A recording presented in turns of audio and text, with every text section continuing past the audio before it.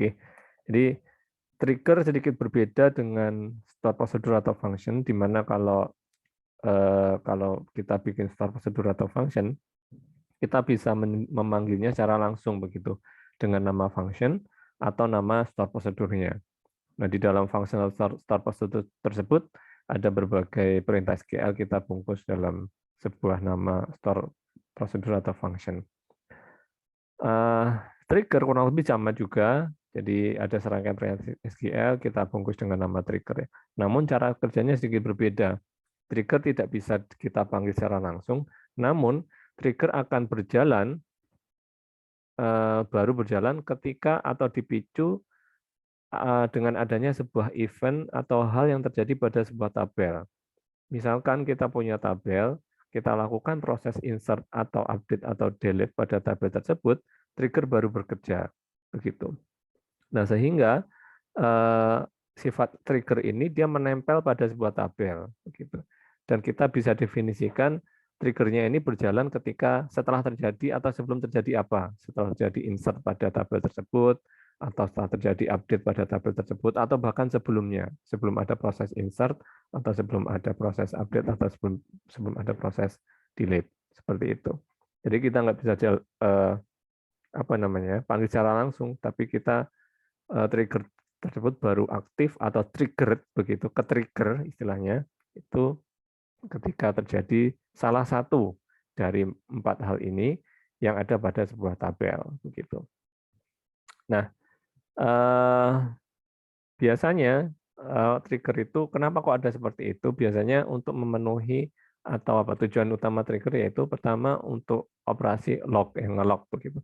LOG bukan LOCK ya, bukan ngunci tapi nge-log. Nah, jadi misalkan kita bikin sebuah tabel, kemudian kita pasangi trigger di tabel tersebut, di mana ketika ada proses update pada tabel tersebut, triggernya bekerja. Cara kerjanya misalkan dengan mencatat, misalkan ya ada sebuah tabel mahasiswa begitu, ada kolom namanya diganti. Nah, kalau kolom nama diganti kan otomatis nama yang lama kan hilang. Nah, kita bikin sebuah tabel yang menyimpan nama baru dan nama lama. Pecatat ke log-nya begitu. Nah, untuk mengisi nama baru dan nama lamanya tadi kita bisa memanfaatkan trigger seperti itu. Nah, sintaks dari trigger itu mungkin penjelasan singkatnya. Cara kerjanya bagaimana atau sintaksnya, kita masuk ke teknis ya. Mungkin saya langsung pakai ini ya. Ini sisanya kayaknya tinggal query-query ya.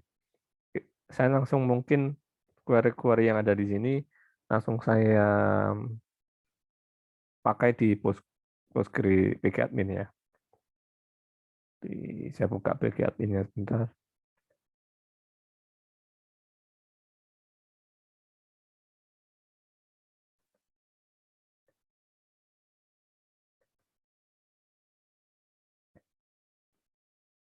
Oke, saya share PG admin, kelihatan atau masih slide? Baik. Nah, kita langsung masuk ke teknis, jadi tentang trigger. Bagaimana membuat trigger dan nanti bagaimana cara kerjanya ya. Nah, untuk membuat trigger, setidaknya ada 2 hal yang perlu Anda buat nantinya. Yang pertama adalah trigger function. Kita perlu membuat namanya trigger function ya. Dia berupa function, namun sifatnya di sini dia return. Kalau function kemarin kan yang kita bahas kan return sini berupa data yang hasil outputnya ya, entah integer, entah varchar atau yang lain. Nah, trigger function di sini sama dengan fungsi seperti biasa, kita bikin function seperti biasa, namun di bagian returns-nya di sini diisi dengan trigger begitu. Sama seperti function biasa. Di sini cuman bedanya pada bagian return-nya diisi dengan trigger. Jadi kita pertama bikin sebuah function dengan return type-nya berupa trigger. Yang kedua, setelah kita bikin fungsinya, kita perlu membuat namanya trigger ya. Sintaksnya ya create trigger dengan nama triggernya begitu. Kalau yang function saya pikir nggak ada masalah, ini sama seperti function biasa, hanya bedanya pada return-nya hanya pada diisi dengan trigger saja. Nah, setelah kita bikin function triggernya, kita bikin triggernya sekarang. Sintaksnya kurang lebih seperti ini, create trigger, kemudian diikuti dengan nama triggernya bebas, nah kemudian diisi dengan before atau after. Nah di sini kita bisa pilih salah satu. Artinya apa? Kalau kita isi dengan before, berarti trigger itu akan aktif sebelum ada event apa. Nah event di sini diisi dengan insert, update, delete, atau truncate. Truncate ya, truncate. Misalkan di sini dengan before insert, berarti nanti triggernya itu aktif ketika sebelum adanya proses insert.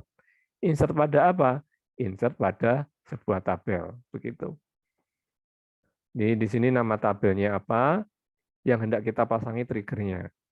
Nah, trigger tadi akan aktif bisa salah satu ya, before atau after, setelah terjadinya sebuah event. Event di sini bisa insert, update, atau delete.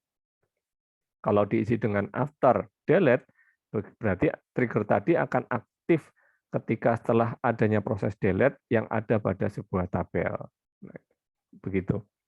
Nah, ini untuk mendefinisikan nama triggernya, kapan dia aktif, kemudian untuk event apa, dan pada tabel apa.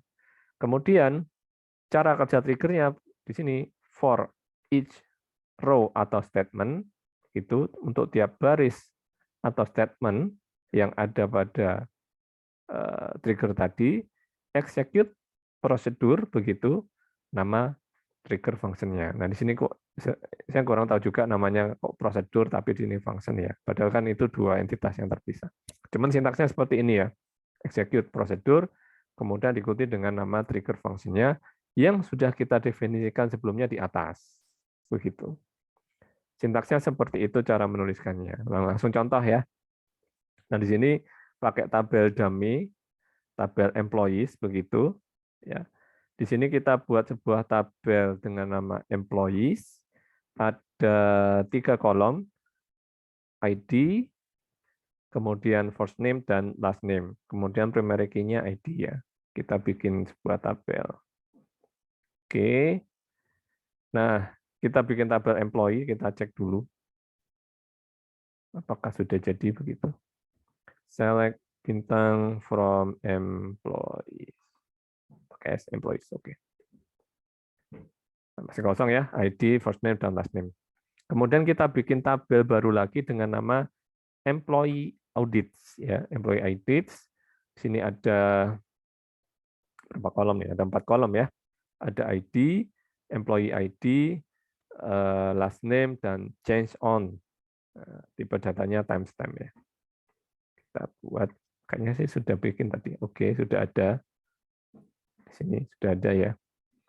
No problem. Nah, kemudian kita udah buat ini kayaknya udah ada isinya juga ya. Kita cek. Select bintang from employee audits. Oke, sudah ada isinya ya. ID, employee ID, last name, dan change on. Nah, kemudian, di sini kita bikin triggernya sekarang.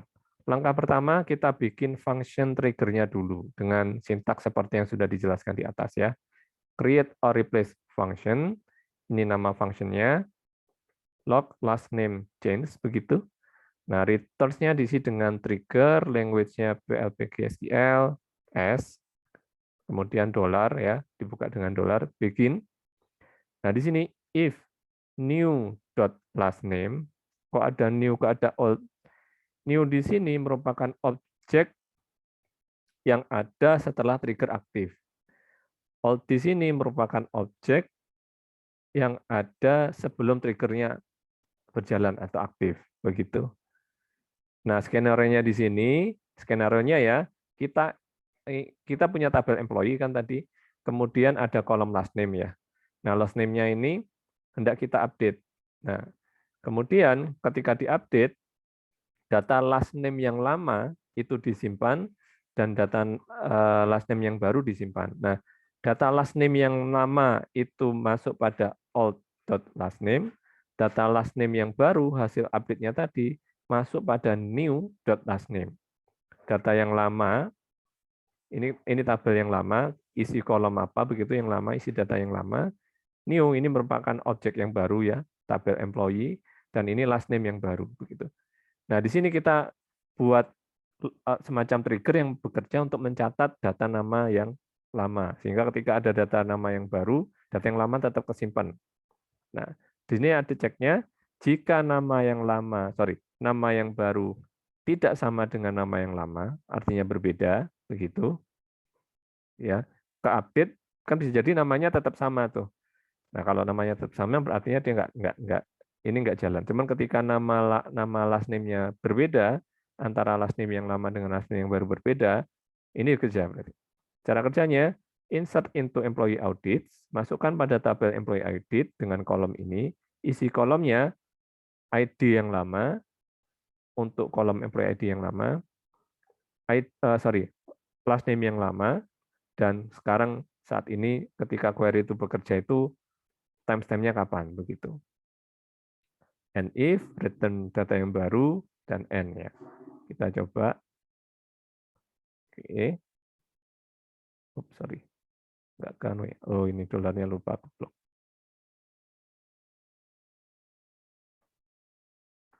Oke, functionnya udah kita bikin. Setelah function kita selesai buat, berikutnya kita bikin triggernya. Nah, ini mungkin sedikit berbeda kalau Anda belajar DBMS yang lain ya, seperti SQL Server. Kalau SQL Server itu dia nggak perlu bikin 2 kali seperti ini. Fungsinya sendiri, triggernya sendiri enggak, tapi langsung jadi satu. Kalau Postgre, fungsinya sendiri, triggernya sendiri ya.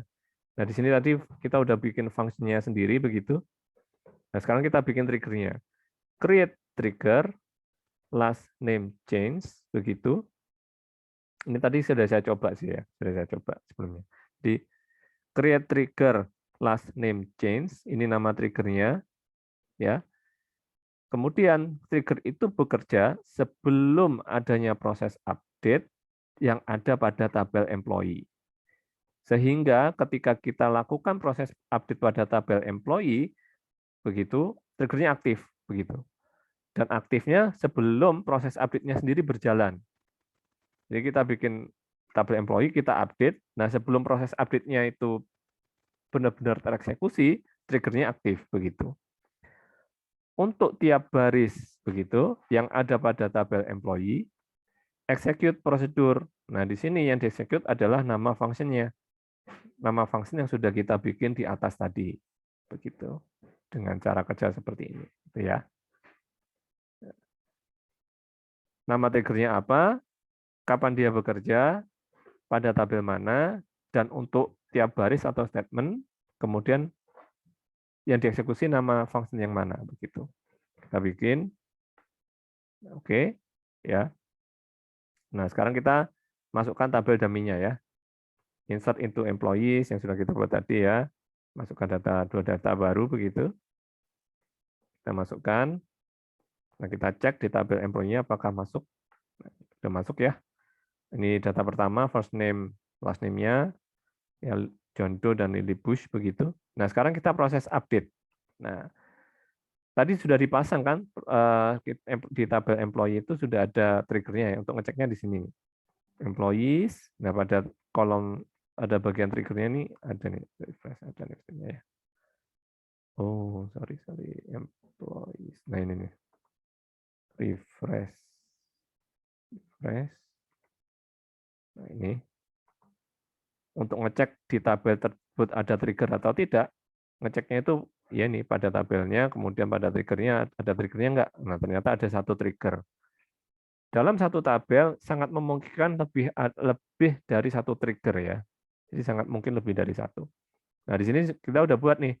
Kalau ada proses update, ada trigger aktif. Nah, sekarang kita lakukan proses simulasi ya. Update employees, set last name Brown, where ID 2. Siapa ID 2? Lily. Nah, di sini kan data yang nama lama last name namanya kan Bush nih. Mau kita ganti dengan Brown. Seharusnya triggernya aktif. Kenapa? Karena tadi sudah dipasang ya, bahwa kalau ada proses update pada tabel employees, lakukan function ini. Begitu. Nah, kita lakukan proses update sekarang. Update, kita cek pada tabel employees-nya, ya. Nah, sekarang udah ganti kan ini tadi bush, sekarang jadi brown.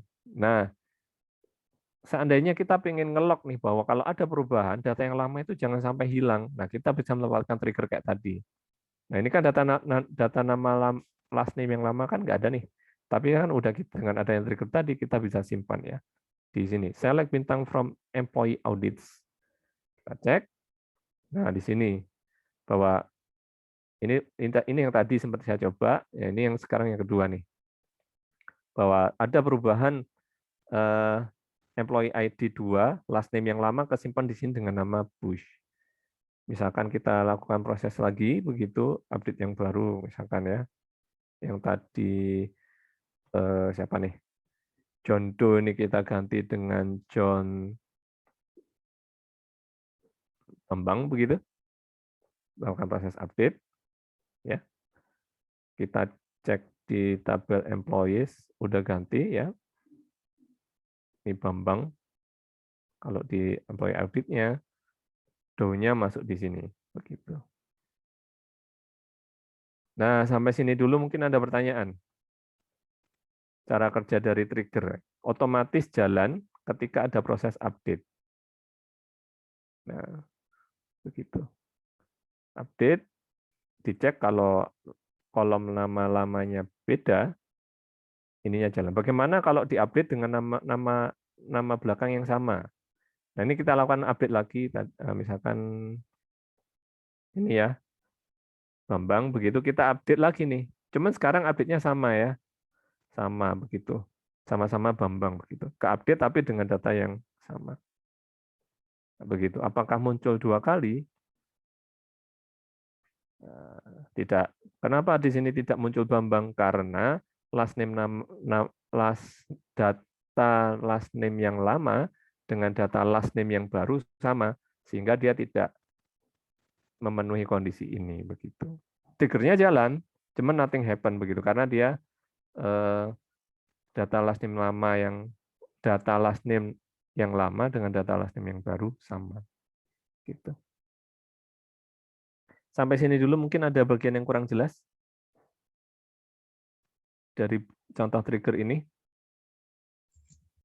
Izin bertanya, Pak. Ya, silakan. Untuk trigger sendiri ini apakah harus selalu menjalankan sebuah perintah? Maksud saya itu apa tidak bisa dibuat otomatis? Jadi misal saya ingin buat trigger untuk menghapus sebuah log gitu Pak, atau data setiap 30 hari sekali. Jadi dia tanpa menjalankan query apapun dia bakal otomatis gitu Pak, terhapus. Apakah bisa Pak? Tidak bisa. Karena trigger itu, jadi trigger ini menempelnya ke tabel ya. Menempelnya ke tabel dan baru aktif ketika something happen pada tabel tersebut. Begitu. Jadi sifatnya ya waiting aja. Nggak, kalau yang tadi kan modelnya schedule ya, terjadwal.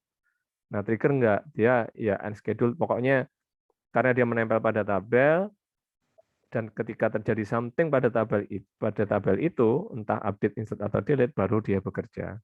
Kira-kira begitu, Mas. Selama tidak terjadi sesuatu pada tabel tersebut, ya triggernya nggak aktif. Kira-kira begitu, mungkin. Baik Pak, terima kasih. Oke. Dari teman-teman yang lain mungkin ada bagian yang kurang jelas, mungkin dari contoh ini.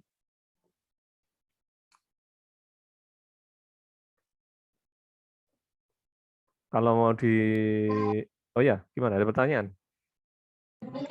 Izin bertanya Bapak, untuk ini kan contohnya masih sebelum yang kita menggunakan yang before. Kalau misalnya kita menggunakan after itu contoh kasusnya seperti apa nih Pak?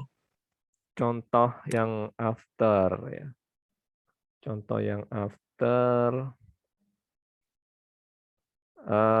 ada sih di bawah. Cuman nanti kita keep ya bagaimana contoh yang after ya. Atau sekarang. Sebentar. Oke, sambil menjawab mungkin saya sambil langsung jalan ya. Atau mungkin selain pertanyaan dari Mbak Beatrice tadi ada pertanyaan yang lain?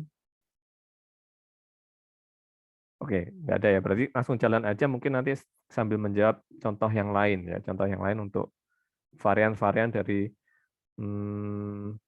proses apa yang aktif ya sebelum atau sesudah. Oke ya. Nah, sekarang contoh yang lain yaitu tadi sampai mana? Oh, ini ya. Oke, sambil menunggu bagian untuk menjawab tadi, saya lanjutkan dulu ya. Nah, kalau kita sudah bikin trigger, nah bagaimana kalau ingin menghapus? Ya. Untuk ingin menghapus, ya ada dua cara sih. Kalau kita pakai PG admin, ya tinggal diklik kanan di sini, klik kanan, delete atau drop ya. Delete atau drop. Nah, mungkin ada yang perlu diperhatikan begini, ada delete drop, ada drop cascade. Ini sama kayak di sini, bakal pakai perintah ya, drop trigger. Ini nama triggernya apa, trigger tersebut pada tabel apa, ada cascade atau restrict.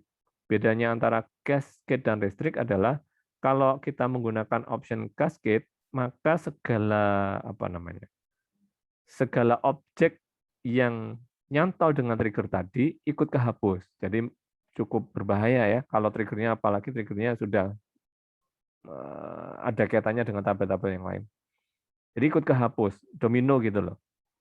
Nah, kalau yang restrict enggak, artinya triggernya aja yang dihapus. By default,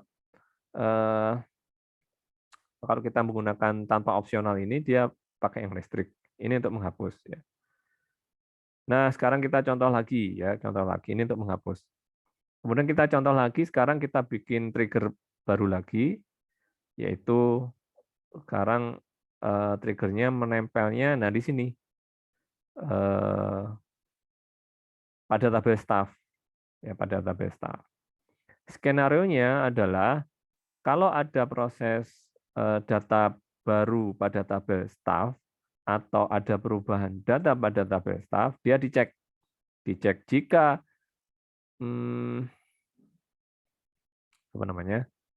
data nama username staff-nya, mana tabel staff ya? Kita lihat tabel staff dulu. Select bintang from staff. Oke. Nah, ini kan tabel staff ya. Ada kolom namanya username nih. Nah, di sini dia ngecek jika ada data staff baru atau ada perubahan data pada tabel staff, di mana panjang karakter kolom username-nya itu kurang dari 8 atau 0, begitu nggak ada kolom username-nya, dia menampilkan sebuah pesan error begitu, username cannot be less than 8 characters. Panjang username nggak boleh kurang dari 8 karakter, atau jika kolom nama, mana nih nama nih, nggak ada kolom nama ya. Jadi kolom nama 0, maka username cannot be null. Ini seharusnya username ini, bukan name. Nggak boleh kosong gitu. Nah, begitu kita bikin fungsinya dulu.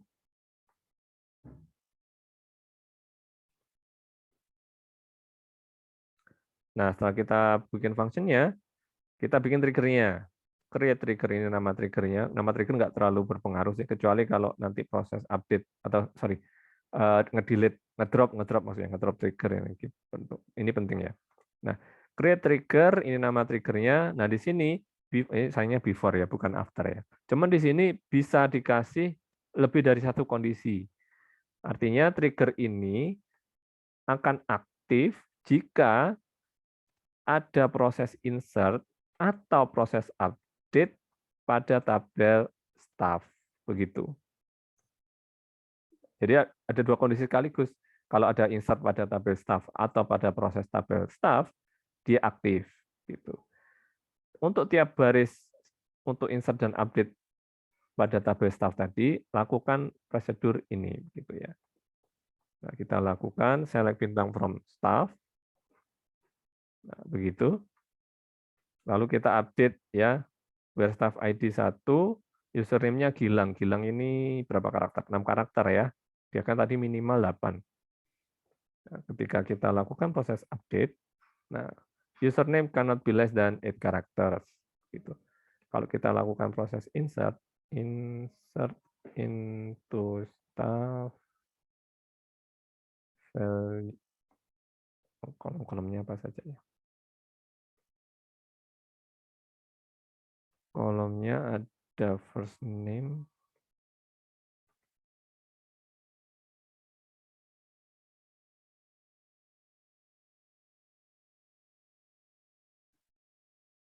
Nah, ini mungkin yang lain boleh nol ya mungkin ya. Langsung username. Values.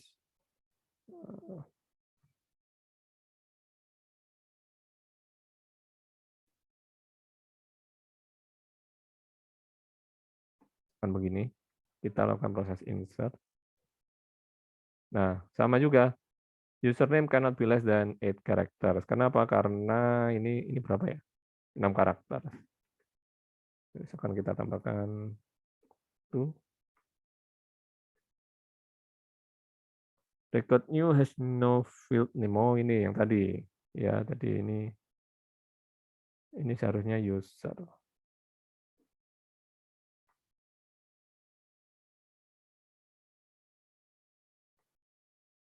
Oke, kita lakukan proses insert lagi. Oh, kalau ternyata kolom last name-nya nggak boleh kosong ya. Kayaknya semua nggak boleh kosong.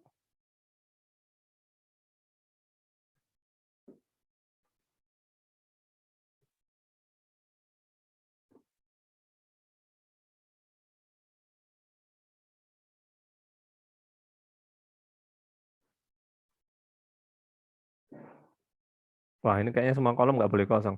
Tapi ini ya, semoga kebayang tadi. Jadi trigger tadi bekerja kalau ada proses update atau insert. Nah, ini sebenarnya before ya.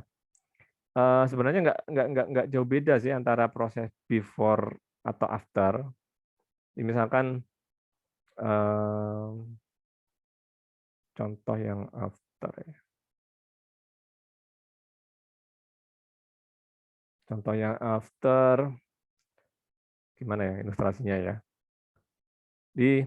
Kalau before update, misalkan kita ada update sebuah data nih, ada data barunya sebelum dimasukkan ke tabel yang baru itu kita bisa modifikasi begitu. Ketika kita modifikasi baru masuk ke data barunya, ke tabelnya.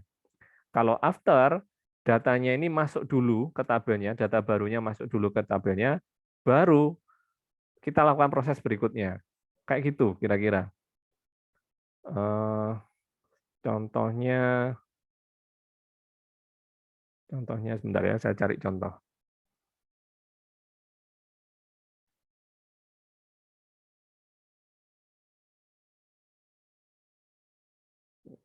Contoh.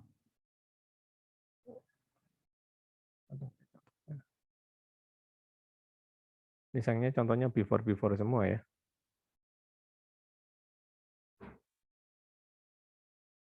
Before semua ya.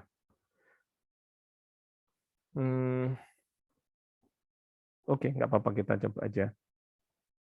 Akan kita skenario-nya sekarang bikin yang after ya. After. Misalkan skenario-nya kalau pakai tabel employee.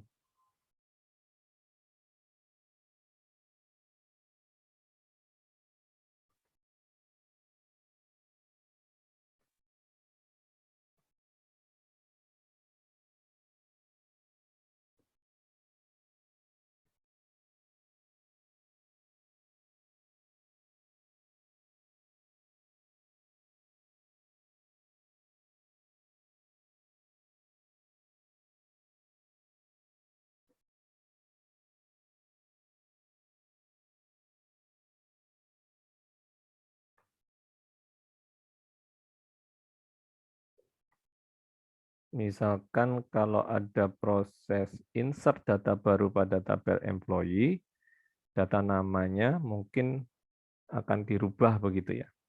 Skenario-nya ya. Akan kita buat ubah nama begitu return ticker. Nah, ini mungkin kita ganti. Kita ganti dengan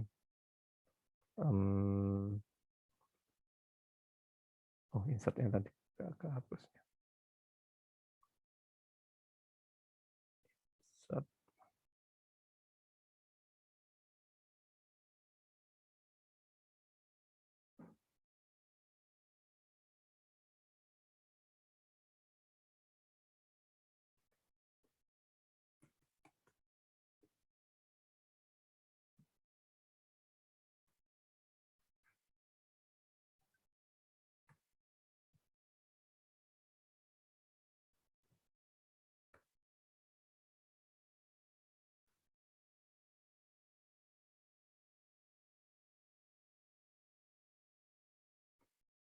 Oke.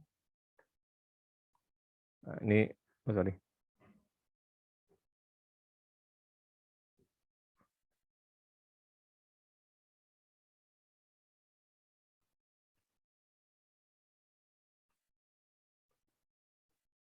Oke, jadi ini skenario-nya kalau ada data baru dimasukkan pada tabel employee, tidak peduli first name-nya apa, langsung diganti dengan David begitu loh.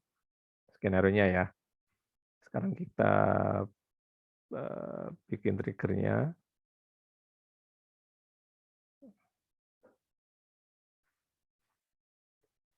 Copy aja. Nah, di sini create trigger. Ini nama triggernya, ganti nama. Before, nah sekarang kita after insert. Pakai yang after ya. On-nya on employees. For each row, execute prosedur. Nama prosedurnya tadi ubah nama. Itu.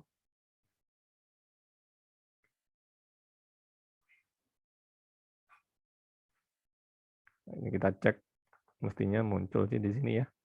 Ganti nama. Jadi skenario-nya adalah kalau ada proses insert, setelah proses insert pada tabel employees, ini jalan, function ini jalan. Function ini ngapain? Yaitu kolom first name itu diganti dengan David gitu, tok sederhana gitu. Jadi pokoknya kolom first name itu ganti David, nggak ada cek apa-apa. Jadi by default keinginannya itu kolom first name-nya pasti apapun yang dimasukkan namanya David gitu. Nah sekarang kita coba masukkan data baru ke tabel employees. Insert into, mungkin taruh agak bawah ya. Insert into employees. First. Kolomnya apa saja ya, employees.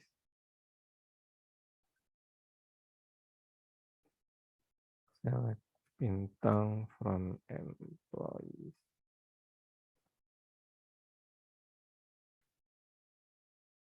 Okay. First name, last name, values. Nah ini kita isi misalkan first name-nya misalkan Pak Himawan. Himawan, last name-nya Pradana. Oke. Ya, kita cek semoga nggak ada error. Rocketnya first name-nya salah ya. First name-nya pakai ada underscore-nya ya. Ini first name-nya ada underscore. Oke, nggak apa-apa. Nah, kita jalankan lagi sekarang. Kita cek dulu, masuk nggak nih tadi Himawan. Belum masuk ya, sekarang kita masukkan lagi. Nah, masuk ya, Himawan Pradana. Nah, kita cek, yang masuk itu Himawan Pradana atau siapa tuh? David. Nah, yang masuk tetap Himawan ya. Begitu.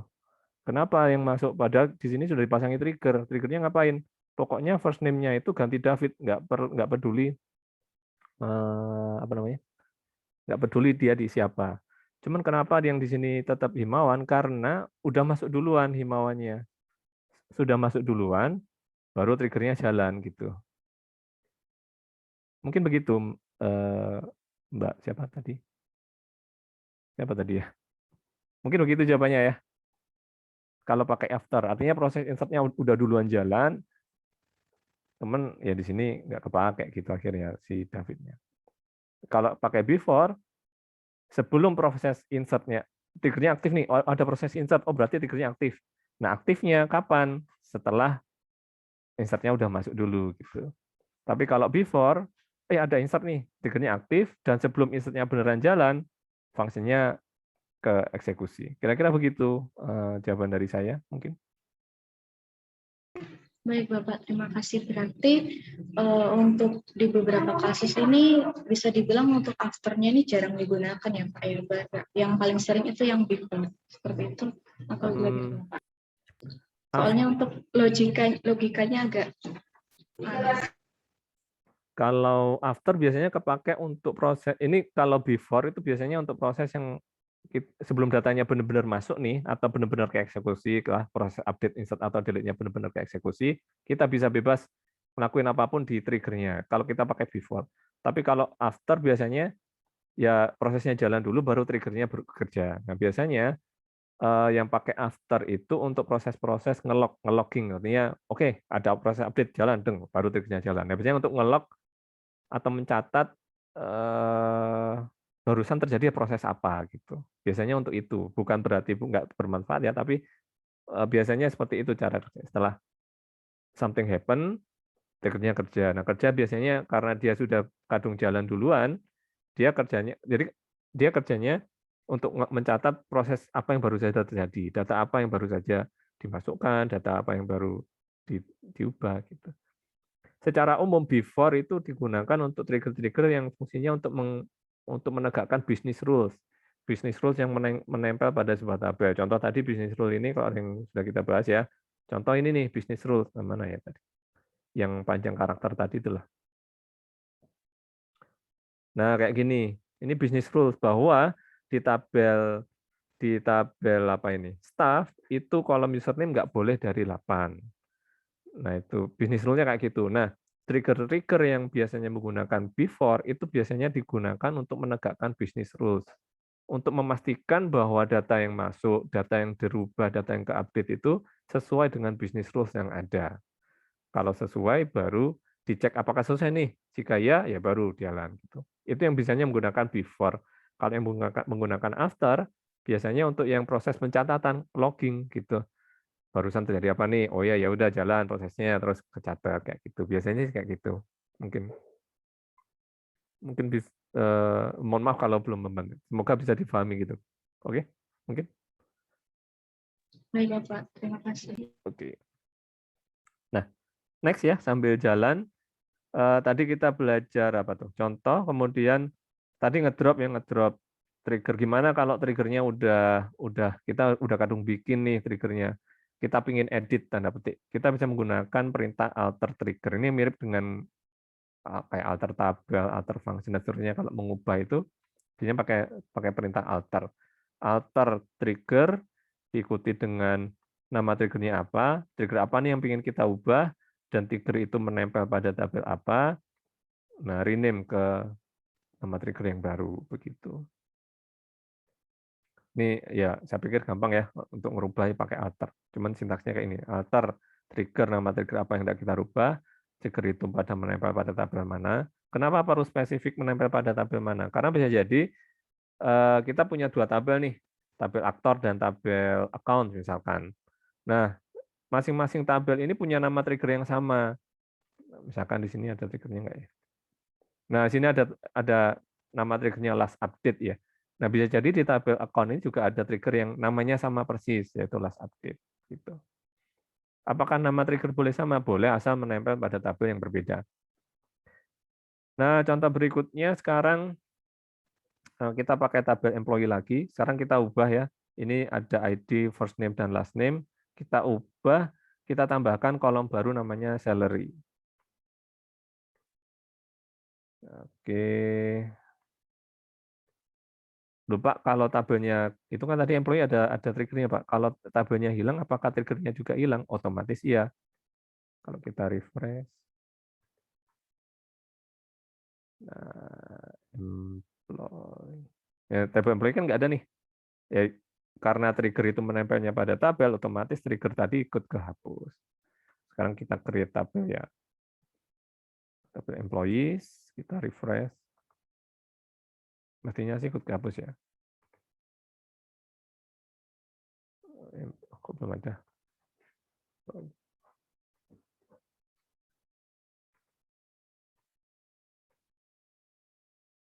Oh, sorry. Refreshnya.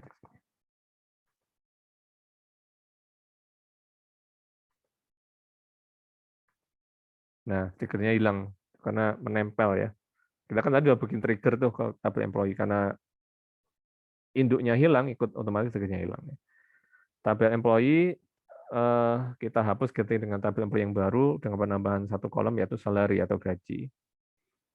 Kita cek select bintang from salary.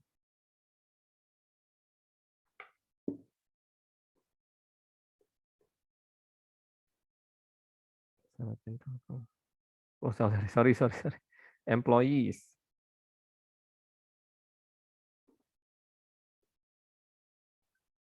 Nah, gini ya. Sama kayak tadi, cuman sekarang ada kolom salary begitu. Nah, sekarang skenario-nya sekarang kita bikin trigger untuk ngecek jika ada perubahan salary ke update begitu, kemudian salary-nya berubah yang nilainya itu tertentu begitu, mungkin terlalu tinggi atau bagaimana, perubahan itu ditolak gitu ya. Jadi jika gaji yang baru dikurangi gaji yang lama dibagi gaji yang baru lebih besar daripada 1, artinya lebih besar dari berapa nih? 100% gitu ya.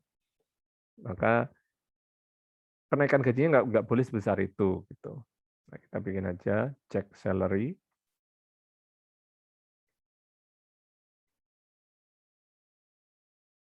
Nah, kemudian triggernya ya. Create trigger before update salary, before update on employee for each row. Nah, jalankan fungsi tadi. Nah, sekarang kita masukkan ke tabel barunya. Kita cek di tabel employee-nya apakah sudah ada. John Doe salary-nya berapa nih? 100.000 ya, 100.000. Nah, sekarang kita ingin update jadi 200.000, mestinya kan ditolak. Nah, salary increment cannot that high. Jadi sebelum update-nya aja belum berjalan, ya ditolak duluan sama triggernya begitu. Nah, itu contoh yang lain ya. Nah, kemudian bagaimana kalau merubah triggernya udah kadung jadi nih. Ini kalau merubah namanya ya sama juga. Jadi alter trigger, nama trigger yang lama pada tabel apa diganti dengan nama trigger yang baru. Saya pikir enggak, ini mudah sih ya. Nah, ini kan masih before update, sekarang kita ganti.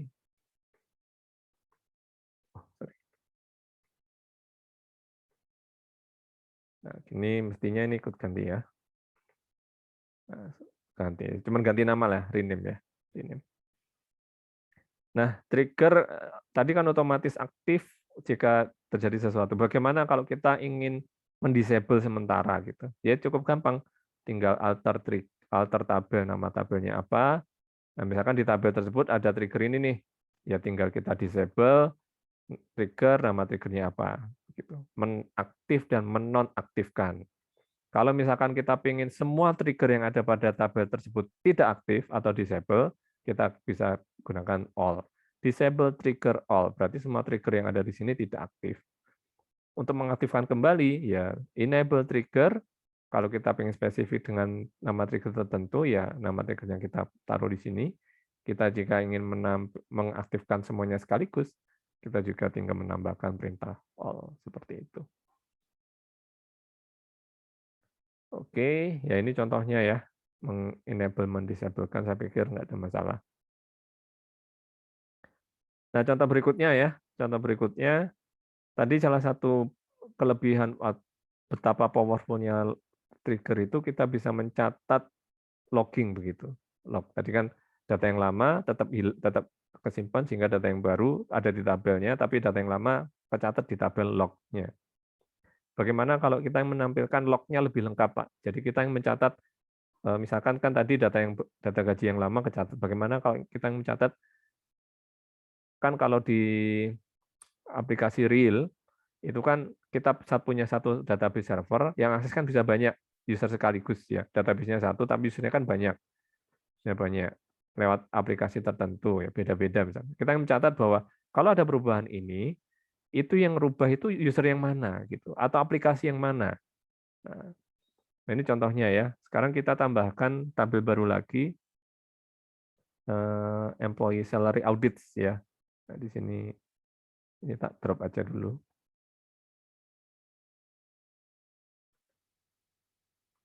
Karena tadi udah bikin ya.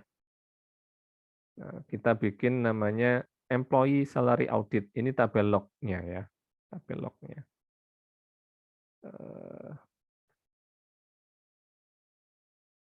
Nah, isi kolomnya apa saja? Isi kolomnya ini. Pinginnya skenario-nya. Oh, sorry, salary.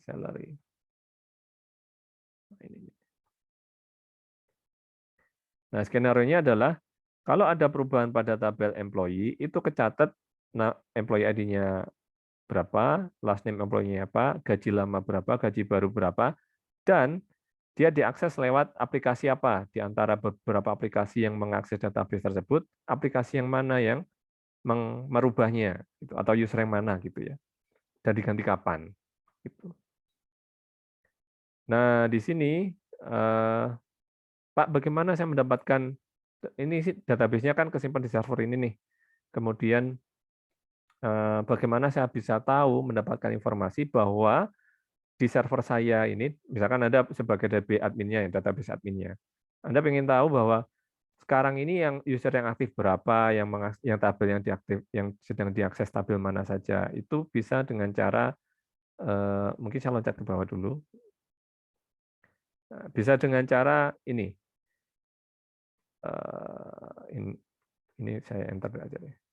Nah gini, dengan menggunakan perintah ini ya, select bintang from pg start activity. Nah, gini. Ini aja yang dulu yang jalankan.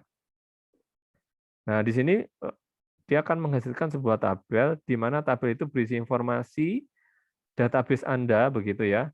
Itu ada sedang aktif berapa database, proses ID-nya apa, usernya ID-nya siapa, username-nya siapa. Ya kebetulan karena saya ini pakai laptop saya sendiri, ya ini username-nya sama semua ya.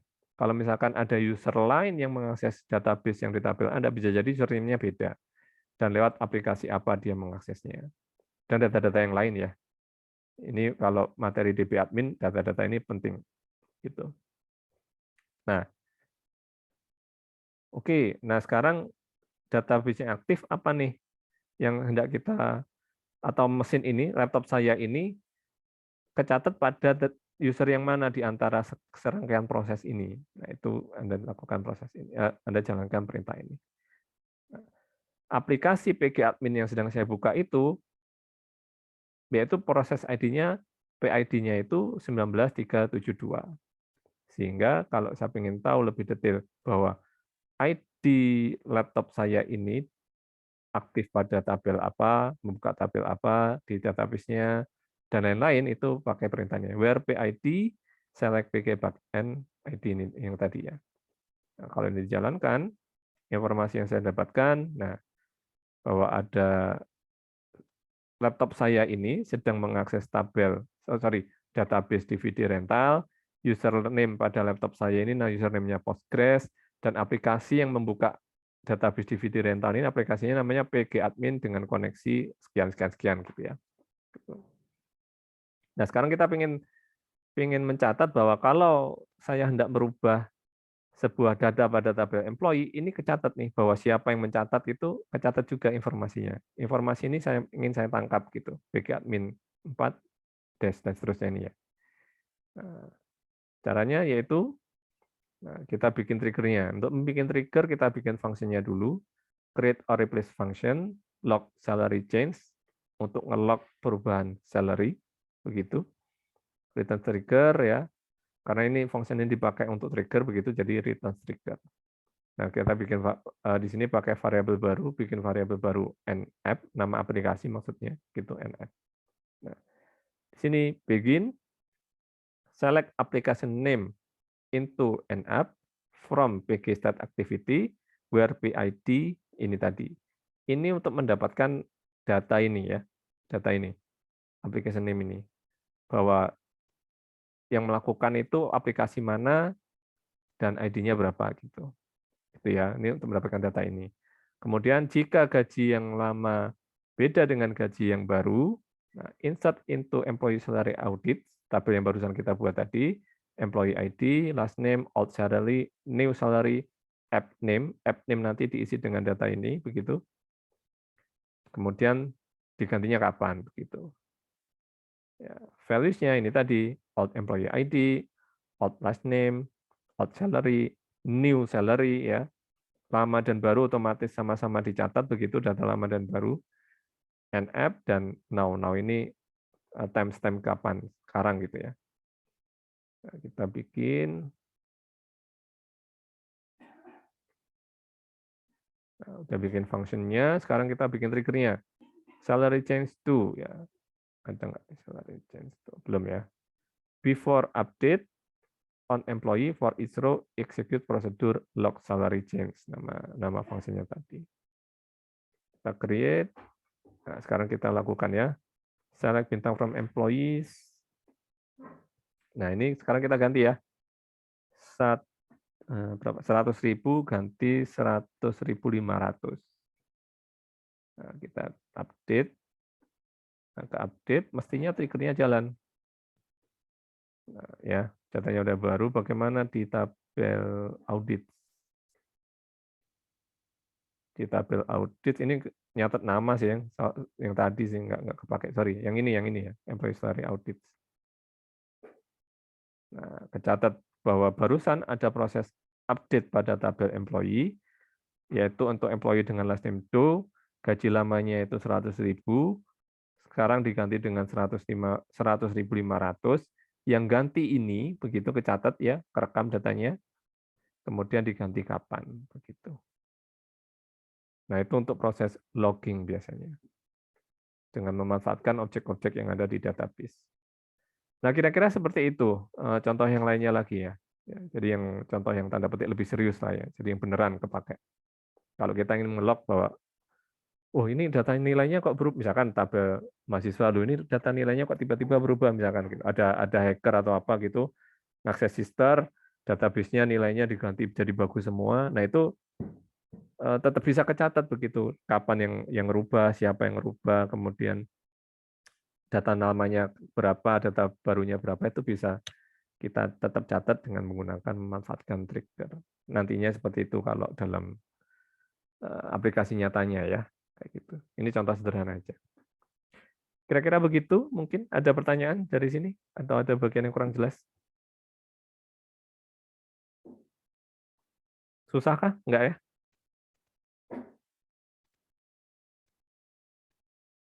Oke, jika tidak ada ya, insya Allah materi trigger seperti itu. Kalau mau diringkas, wrap up ya. Jadi trigger sekali lagi cara kerjanya hampir sama dengan function dan prosedur, artinya ada serangkaian perintah. Contohnya ini ada perintah select, ada insert, semuanya dibungkus jadi satu begitu. Namun dia bekerja setelah adanya event tertentu pada sebuah tabel. Eventnya itu bisa insert, update, atau delete. Untuk menghapus data, misalkan kita ingin menghapus data tertentu. Nah, data yang lama ini tetap kita simpan dalam tabel yang lain. Nah, pakai trigger bisa. Dan karena sifatnya menempel pada tabel, dia baru aktif ketika ada event tertentu pada tabel tersebut. Begitu. Selama tidak ada event tertentu, ya triggernya tidak ke-trigger, ya, tidak aktif. Begitu kira-kira. Mungkin begitu. Sebelum diakhiri, sekali lagi, mungkin ada bagian yang kurang jelas dari sini. Baik, jika tidak ada mungkin bisa diakhiri ya kuliahnya ya. Terima kasih atas perhatiannya, semoga bermanfaat, dan mungkin saya mengingatkan untuk pekan depan agendanya kuis, jadi mohon disiapkan untuk pelaksanaan kuisnya. Mungkin untuk ketua kelas mungkin bisa rundingan dengan kelas yang sebelah begitu, waktu luangnya sama-sama kapan begitu, karena ya seperti biasa dilaksanakan secara serentak 2 kelas sekaligus. Itu saja dari saya. Terima kasih. Kurang lebihnya mohon maaf. Semoga bermanfaat. Assalamualaikum warahmatullahi wabarakatuh. Selamat pagi. Oh ya, gimana? Untuk query-nya apa boleh dibagikan, ya, Pak? Apanya? Untuk query hari ini, apakah boleh dibagikan? Oh, contoh skrip tadi ya? Iya, Bapak. Oke. Nanti saya taruh di MMP ya. Baik, terima kasih, Pak. Baik, mungkin itu saja ya. Kita jumpa lagi dalam kesempatan. Terima kasih. Assalamualaikum warahmatullahi wabarakatuh. Waalaikumsalam warahmatullahi wabarakatuh. Warahmatullahi Terima kasih, wabarakatuh. Bapak. Bapak.